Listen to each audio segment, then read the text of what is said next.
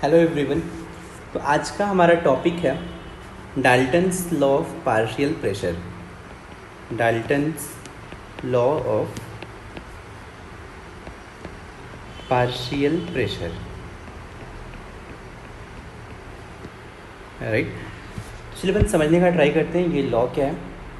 मान लीजिए कि आपके पास एक कंटेनर है और इस कंटेनर में दो गैसेज हैं, gas A and gas B.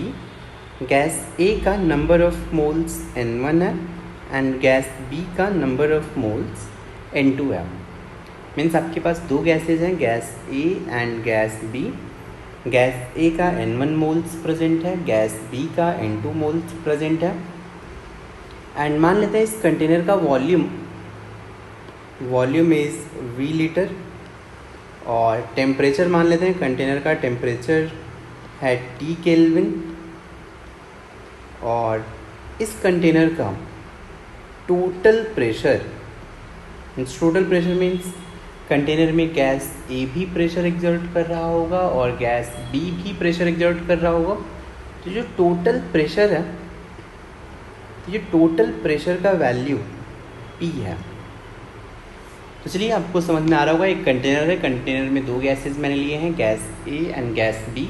Gas A का नंबर ऑफ मोल्स N1 है, गैस बी का नंबर ऑफ मोल्स N2 है and volume of container V litre given है, टेम्परेचर T केल्विन है और टोटल प्रेशर इस कंटेनर में P है। क्लियर है? तो अगर आप आइडियल गैस इक्वेशन यूज़ करना चाहें इस कंटेनर के लिए, इस पूरे कंटेनर में PV = nRT अगर यूज़ करें तो आप बोल सकते हैं कि टोटल प्रेशर P है, P इंटू वॉल्यूम V है, PV = टोटल मोल्स। मीन्स अगर मैं यहाँ पे P टोटल लिख रहा हूँ, P टोटल इंटू वॉल्यूम मैं लिख देता हूँ, P total into volume equals to total moles N total into RT। P total को मैं टोटल प्रेशर को P से रिप्रेजेंट कर रहा हूँ, एक्चुअली मैं P टोटल ही बोल देता हूँ, into V equals to total moles कितना है। तो इस कंटेनर में गैस A और गैस B प्रेजेंट है और gas A and gas B का टोटल मोल्स N1 + N2 है। तो मैं यहाँ पे बोल सकता हूँ N1 + N2 टाइम्स RT। तो ये इक्वेशन हो जाएगा, इसको मैं बोल रहा हूँ चलिए इक्वेशन नंबर 1। अब समझते हैं ये पार्शियल प्रेशर क्या होता है। तो यहाँ पे Dalton's law of partial pressure में टर्म है पार्शियल प्रेशर, राइट। तो पार्शियल प्रेशर का मतलब समझें आप। अगर मुझे बोलना है कि किसी भी गैस का पार्शियल प्रेशर क्या होगा, राइट, तो आप ऐसे समझें कि मान लीजिए कंटेनर था, कंटेनर का वॉल्यूम V है, राइट, जो मैंने ऊपर लिया है वॉल्यूम V, टेम्परेचर T है और T केल्विन है। अगर मुझे A का पार्शियल प्रेशर फाइंड करना है, अब इस कंटेनर में इमेजिन करें कि सिर्फ A प्रेजेंट है, A का मोल्स N1 है। तो अगर मैं इस कंटेनर में मान लूँ कि सिर्फ और सिर्फ A प्रेजेंट है और A का मोल्स N1 है, कि जो भी A प्रेशर एक्सर्ट करेगा इसको बोलेंगे partial pressure of A। Clear है? अगर मुझे partial pressure of B define करना होता तो आप क्या करते? सेम कंटेनर लेते, सेम कंटेनर में आप इमेजिन करते सिर्फ और सिर्फ B प्रेजेंट है, B का मोल्स दिया हुआ है N2, वॉल्यूम ऑफ कंटेनर आपको पता है V, टेम्परेचर आपको पता है T, राइट। और अब ये जो गैस B प्रेशर एक्सर्ट करेगा, मैं इसे बोलूँगा पार्शियल प्रेशर ऑफ B। इसको मैं PB से रिप्रेजेंट कर रहा हूँ। तो पार्शियल प्रेशर क्या होता है आपको समझ में आ रहा होगा कि पार्शियल प्रेशर मतलब प्रेशर एक्सर्टेड बाय गैस, जब आपको ये मानना है कि कंटेनर में सिर्फ और सिर्फ वही गैस प्रेजेंट है। ऑल्दो यहाँ पे कंटेनर में गैस A और गैस B प्रेजेंट है, दो गैसेस प्रेजेंट हैं, लेकिन अगर आपको partial pressure of A define करना है तो आप ये माने कि अगर कंटेनर में सिर्फ A प्रेजेंट होता तो A कितना प्रेशर एक्सर्ट करता। क्लियर है? चलिए पार्शियल प्रेशर का डेफिनेशन लिख लें। पार्शियल प्रेशर का डेफिनेशन होगा partial pressure of a gas is partial pressure of a gas is pressure exerted by gas. Partial pressure of a gas is pressure exerted by gas when it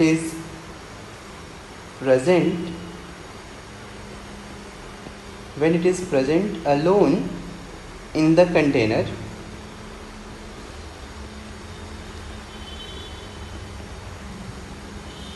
at same temperature.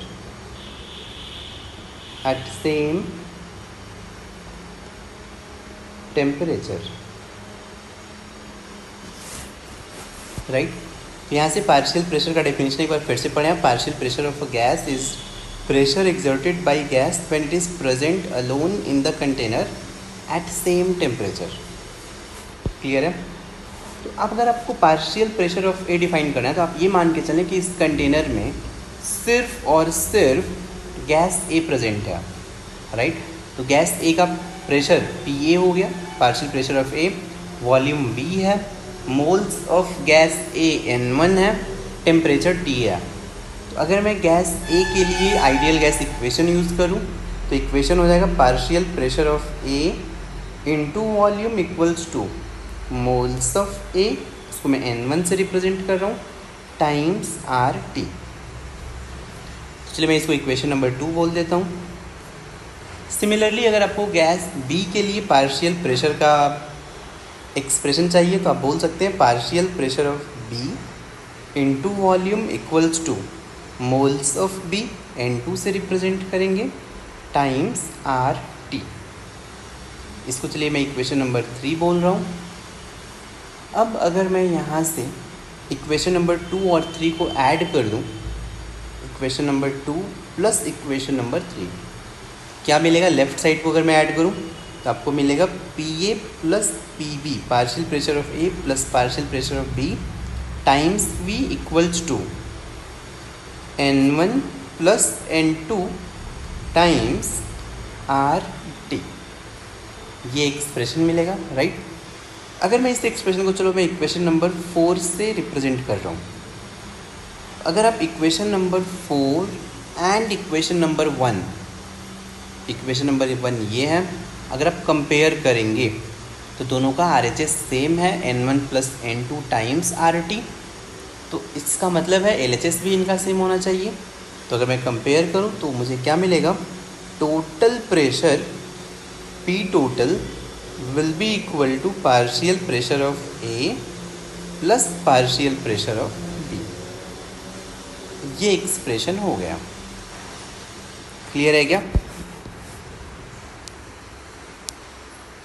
तो चलिए अगर इसको अपन expression में लिखें तो मैं बोल सकता हूँ कि total pressure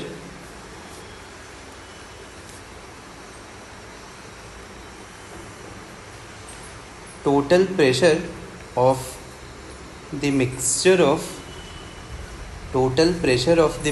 of non reacting gases, of course ये गैसेस रिएक्ट नहीं हो रहे हैं।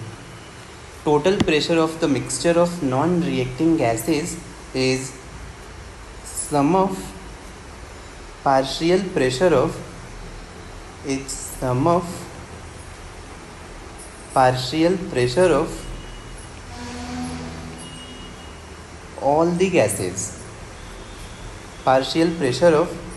all the gases, और इस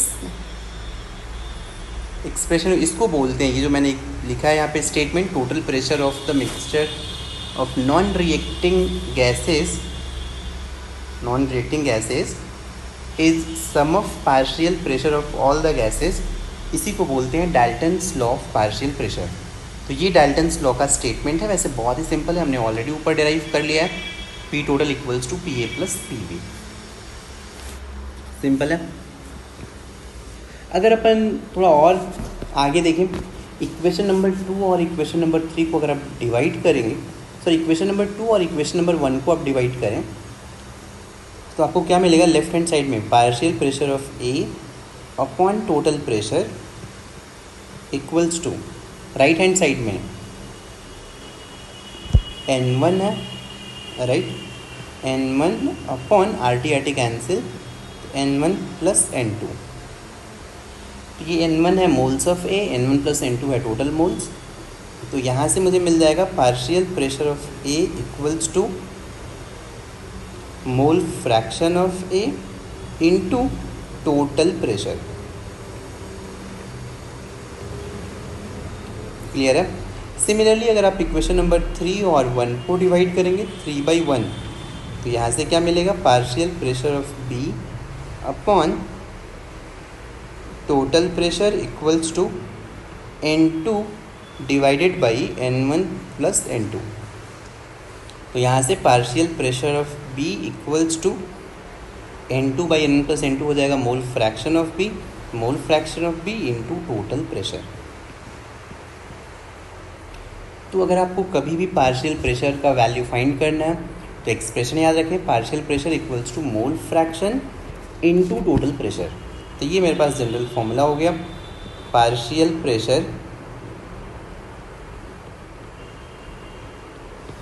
equals to mole fraction into total pressure. ये एक्सप्रेशन हो गया। क्लियर है? चलिए इस पर कुछ प्रॉब्लम कर लेते हैं। फर्स्ट क्वेश्चन बहुत ही सिंपल सा क्वेश्चन है कि 5 moles of H2 hydrogen and 5 moles of O2 are mixed in 8.21 liter container. Find total pressure and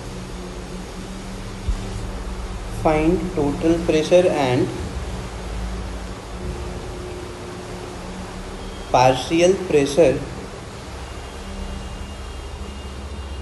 of gases in the container if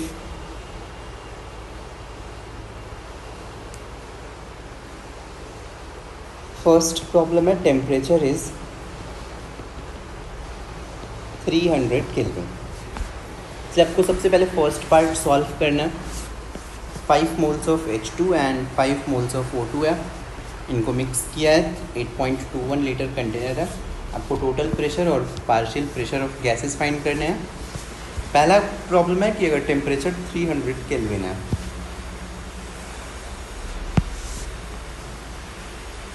यहाँ से आप लिख सकते हैं कि P total equals to nRT by V, right. Total moles 10 है, 10 into R का value 0.0821 into temperature 300 है डिवाइडेड बाई, कैलकुलेशन बहुत ही सिंपल है, मैंने 8.21 दिया है। यहाँ से आपको आंसर मिल जाएगा, ये हो जाएगा 30 लीटर 30 ATM फर्स्ट पार्ट। फिर अगर आपको पार्शियल प्रेशर चाहिए तो यहाँ से मैं बोल सकता हूँ कि partial pressure of hydrogen is mole fraction of hydrogen into total pressure of, ये होगा एक्सप्रेशन। और मोल फ्रैक्शन ऑफ हाइड्रोजन कितना होगा? तो मोल फ्रैक्शन आपको पता है, mole fraction is moles of hydrogen 5 divided by total moles. तो टोटल मोल्स में 5 मोल्स हाइड्रोजन के एंड 5 मोल्स ऑक्सीजन के, तो ये हो जाएगा 5/10 इंटू टोटल प्रेशर 30 है, तो ये हो जाएगा 15 ATM। सिमिलरली अगर मैं बोलूँ पार्शियल प्रेशर ऑफ O2, ये हो जाएगा mole fraction of O2 into total pressure, और मोल फ्रैक्शन ऑफ O2 होगा 1/2 इंटू 30, ये भी हो जाएगा 15 ATM।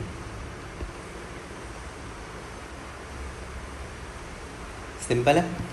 चलिए इसी में second part,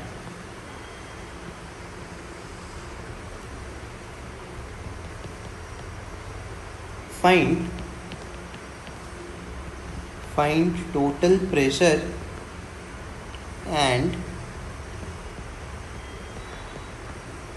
partial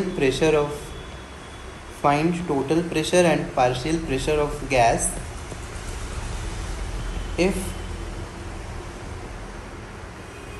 if mixture is ignited by electric spark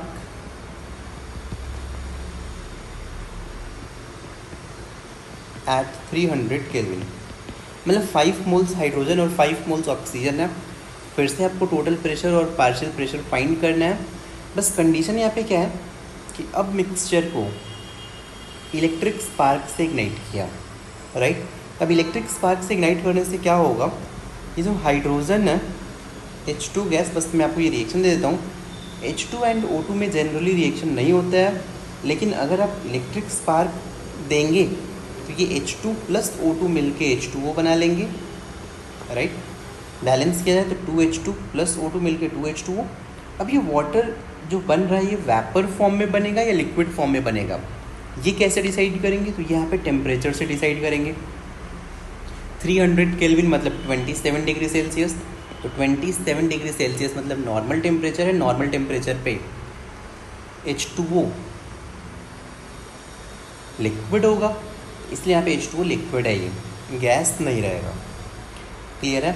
आपके पास H2 5 मोल्स है, O2 भी 5 मोल्स है, राइट।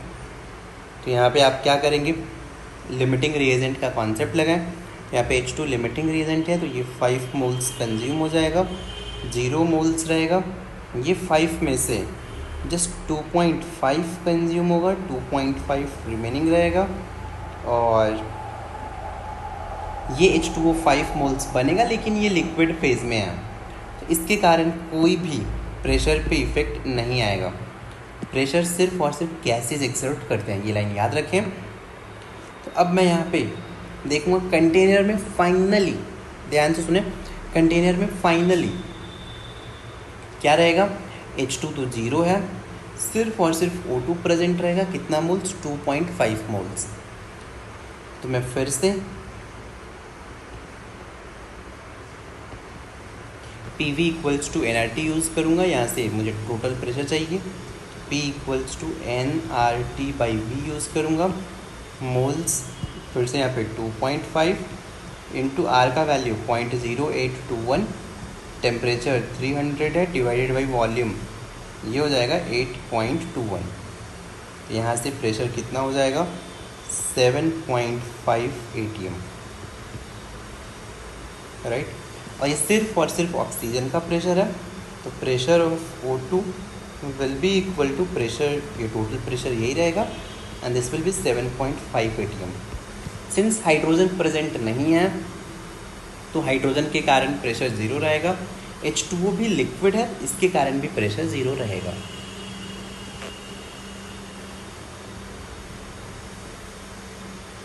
थर्ड पार्ट इसी में, if temperature in second part is 400 kelvin. अब आपको ट्राई करना है, अब आपको बताना है, ये सेकेंड प्रॉब्लम में वैसे इलेक्ट्रिक स्पार्क किया है अपन ने, और बस एक चीज़ हो गया, टेम्परेचर मैंने 400 केल्विन रख दिया है। अब कैसे सॉल्व करेंगे, दिमाग लगाइए थोड़ा। तो यहाँ पे फिर से आप बोलेंगे 2H2 gas plus O2 gas मिलके ये फॉर्म करेगा 2H2O, लेकिन अब यहाँ पे 400 केल्विन पे वाटर वेपर रहेगा, 2H2O गैस हो जाएगा। ये H2 5 मोल्स है एंड O2 भी 5 मोल्स है, राइट। ये 5 से 5 रिएक्ट हो जाएगा, 0 रहेगा, ये अभी 2.5 रिएक्ट होगा तो 2.5 रिमेनिंग होगा। और H2O कितना मोल्स बनेगा? यहाँ पे H2O बेसिकली 5 मोल्स बनेगा, राइट। ये H2O यहाँ पे 5 मोल्स होगा। अगर मुझे टोटल प्रेशर फाइंड करना है तो मैं फिर से यूज़ करूँगा P equals to nRT by V। तो यहाँ पे टोटल मोल्स 5 + 2.5 7.5 है। 7.5 इंटू 0.0821 इंटू टेम्परेचर अब 400 केल्विन हो चुका है, डिवाइडेड बाई वॉल्यूम 8.21 है, राइट। तो यहाँ से टोटल प्रेशर हो गया 30 atm। क्लियर है? अब यहाँ पे प्रेशर हो गया 30 atm। अब मुझे अगर partial pressure of O2 find करना है तो partial pressure of O2 is mole fraction of O2 into total pressure. Mole fraction of O2 कितना हो जाएगा? 2.5 बाई 7.5 इंटू 30, तो कितना हो जाएगा? 10 atm। सेकेंड चीज़ यहाँ पे क्या प्रेजेंट है कंटेनर में? हाइड्रोजन तो नहीं है, 0। 2.5 मोल्स O2 गैस है और 5 मोल्स H2O गैस है। तो नेक्स्ट यहाँ पे पार्शियल प्रेशर ऑफ H2O भी फाइंड करना पड़ेगा। ये हो जाएगा mole fraction of H2O into total pressure. Mole fraction of H2O will be 5 by 7.5 into 30। ये कितना हो जाएगा? 20 atm, राइट। तो आप एक चीज़ ध्यान रखें कि जो Dalton's law of partial pressure है ये नॉन रिएक्टिंग गैसेज के लिए यूज़ करते हैं। मतलब जैसे अगर मैं बोलूँ यहाँ पे जिसका प्रॉब्लम नंबर 1 था, right, 5 moles hydrogen 5 moles oxygen, ये दोनों भी रिएक्ट नहीं कर रहे थे। आप यहाँ पे directly partial pressure of hydrogen is mole fraction of hydrogen by into total pressure use कर सकते हैं डायरेक्टली, राइट। तो आप ये नोट में एक लाइन लिख लें, आपको पता ही है वैसे भी। First point, Dalton's law of partial pressure, Dalton's law of partial pressure is valid only for non-reacting gases. Is valid only for non-reacting gases, पहला पॉइंट। सेकेंड पॉइंट, अगर आपको रिएक्टिंग गैसेस है दे दिया, राइट, जैसे यहाँ पे सेकेंड पार्ट और third part में हमने देखा ये दोनों गैस रिएक्ट कर रहे थे, तो अगर रिएक्ट हो रहे हैं इस केस में आप पहले ही, ये 5 मोल्स O2 था, 5 मोल्स हाइड्रोजन है, तभी आप Dalton's law of partial pressure मत यूज़ करें। आपको क्या करना चाहिए? पहले रिएक्शन परफॉर्म करें, रिएक्शन कंप्लीट होने के बाद तब आप Dalton's law of partial pressure use कर सकते हैं। आप ये बोल सकते हैं कि for reacting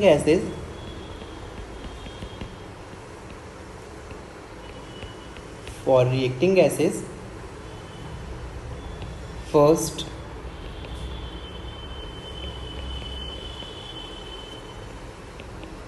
complete the reaction, right, and then use Dalton's law for remaining gases।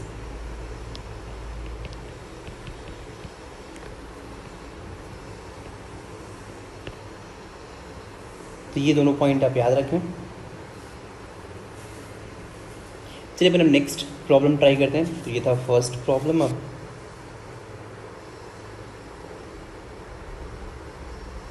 Second problem पे आता है। सेकेंड प्रॉब्लम है 1 mole of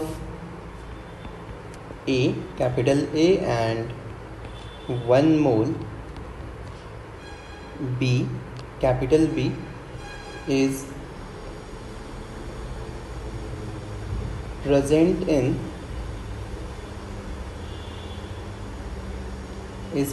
in a mixture and total pressure of mixture and total pressure of mixture is 2 atm. Find first part इसका बहुत ही simple सा problem है, mole fraction of A. First part आपको mole fraction of A find करना है, बहुत ही सिंपल सा है।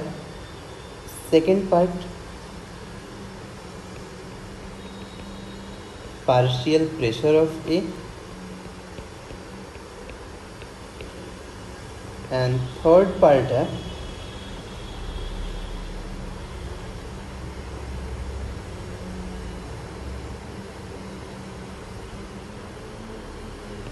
ratio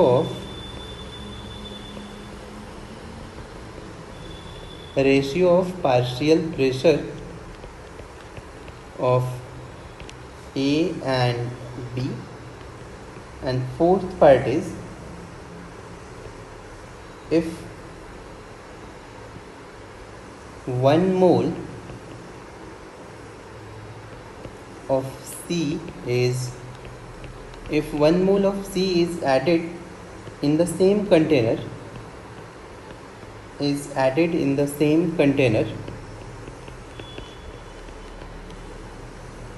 at constant volume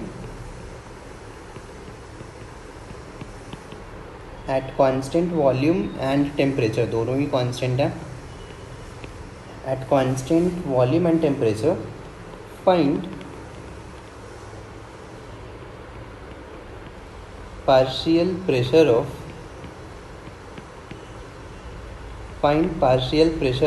A।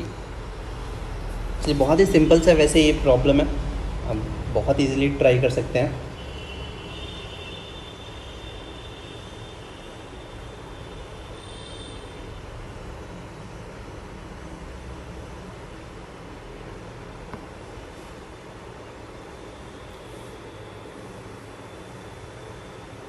चलिए अगर इसका सॉल्यूशन देखा जाए,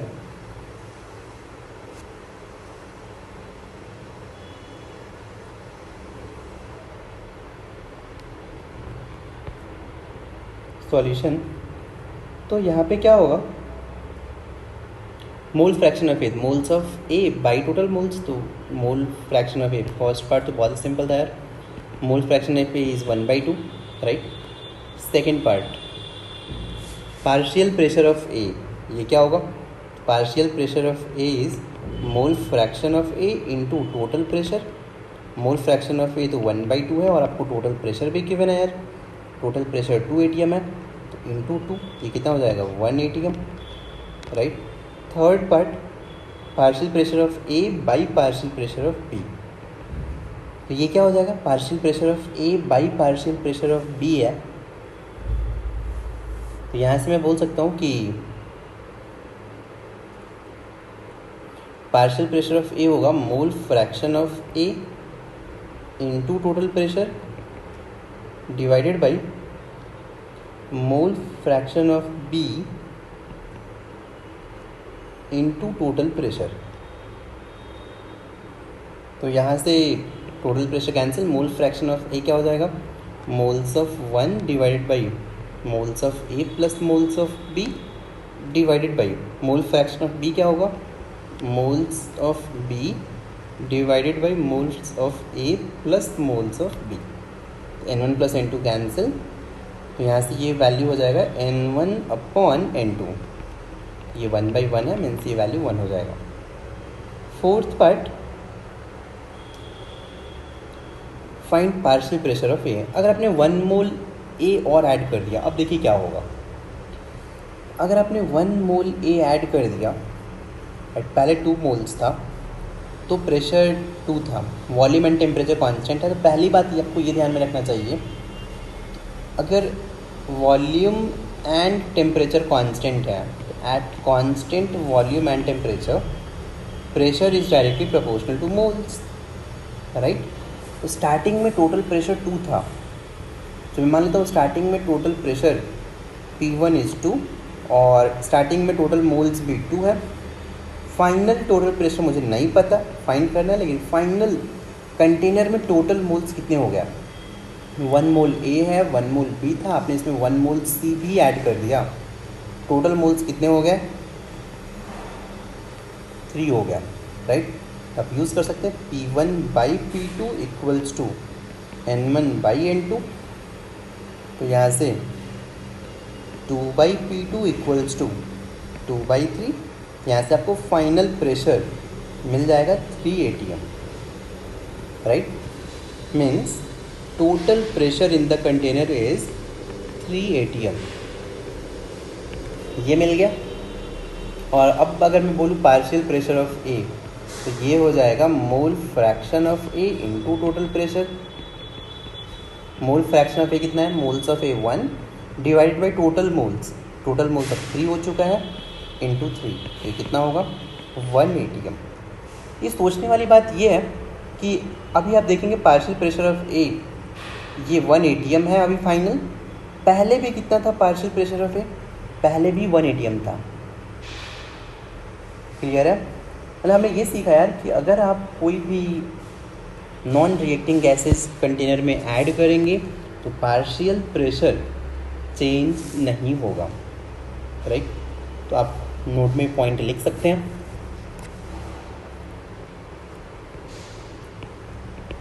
नोट पे लिखिए फर्स्ट पॉइंट। पहला पॉइंट तो आप ये लिख सकते हैं कि ये जो पार्शियल प्रेशर का रेशियो होता है ये N1/N2 मोलर रेशियो के इक्वल होता है। तो फर्स्ट पॉइंट ये लिख लीजिए कि ratio of partial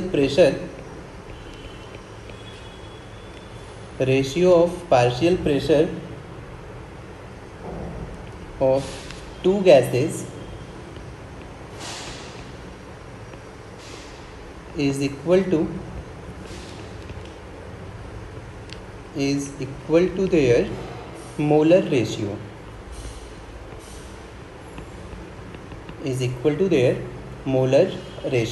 first point। and second point लिखिए कि if an inert gas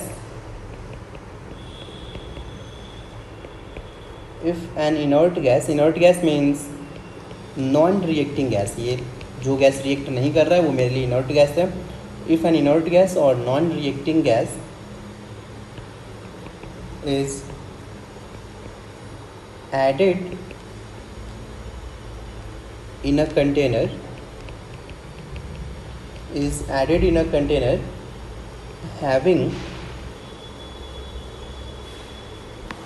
having two or more gases at constant volume and temperature। Means किसी कंटेनर में ऑलरेडी 2 या फिर कोई भी गैसेस प्रेजेंट हैं, उसमें अगर आप कोई नॉन रिएक्टिंग गैस ऐड कर रहे हैं कांस्टेंट वॉल्यूम और टेम्परेचर पे, then partial pressure of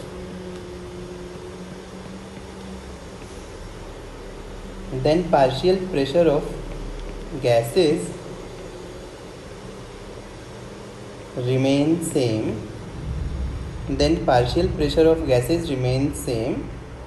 and total pressure increases,